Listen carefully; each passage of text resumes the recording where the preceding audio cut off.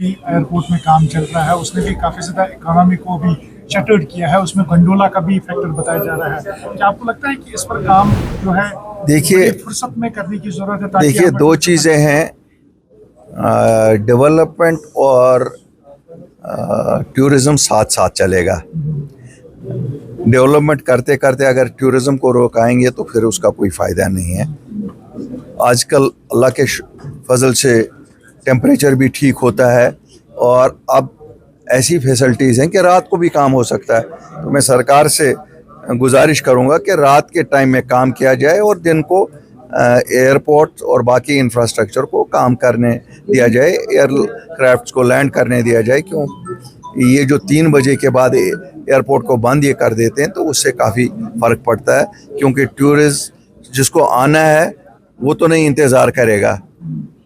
लोग यहाँ इंफ्रास्ट्रक्चर बनाए हुए बैठे हुए हैं, तो इसलिए उनको सोचना चाहिए। और जो अक्टूबर का प्लान आ रहा है कि 15 दिन है, इससे तो बिल्कुल ही हमारी मईशत बैठ जाएगी।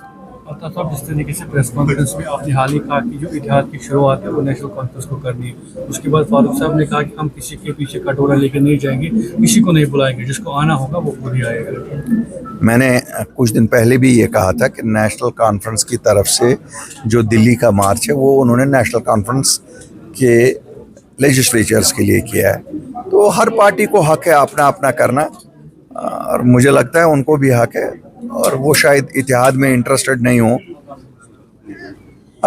अगर हर एक ने अलग अलग बोली बोलनी है तो फिर आपको पता ही है मसला कैसे तूल में पड़ जाएगा। बहरहाल अल्लाह का फजल रहना चाहिए, मसला फिर भी हल होगा। ऐसा नहीं है कि मसला हल नहीं होगा, लेकिन ये है कि अगर इतिहाद रखते तो शायद 6 महीने में हल हो जाता। इतिहाद नहीं रखेंगे तो 6 साल में हल हो जाएगा, लेकिन हल ज़रूर हो जाएगा। इल्ज़ाम तराशी करना आसान है, ये तो एक दूसरे के साथी हैं।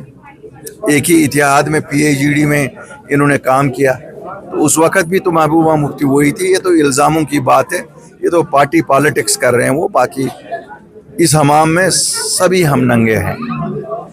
अपनी पार्टी शमूलियत करेगी जो मॉनसून सेशन में प्रोटेस्ट होने वाला है? नहीं, वो तो दावत ही किसी को नहीं है। वो तो कहते हैं कि वो उनकी अपनी जमात के लिए, वो उनकी जमात के लिए। जहाँ इतिहाद नज़र ही ना आए वहाँ जाने की क्या ज़रूरत है? मुझे नहीं लगता है वहाँ जाने की ज़रूरत है। बाकी इंशाल्लाह हम अपनी लेवल पे काम कर रहे थे, इससे पहले भी कर रहे थे। 2020 में जब निकले उस वक़्त से कर रहे थे। तब इन्होंने कहा, जब हमने स्टेटहुड मांगा तो इन दोनों जमातों ने कहा ये तो दिल्ली का एजेंडा है। आज मुझे पता नहीं इनका एजेंडा कैसे बना। जब हम कह रहे थे तब कह रहे थे दिल्ली का एजेंडा है। आज अब ठीक है, दिल्ली का एजेंडा इनका ही एजेंडा बना, लेकिन वही लोगों का एजेंडा है। अल्लाह करे ये कामयाब हो जाए उसमें।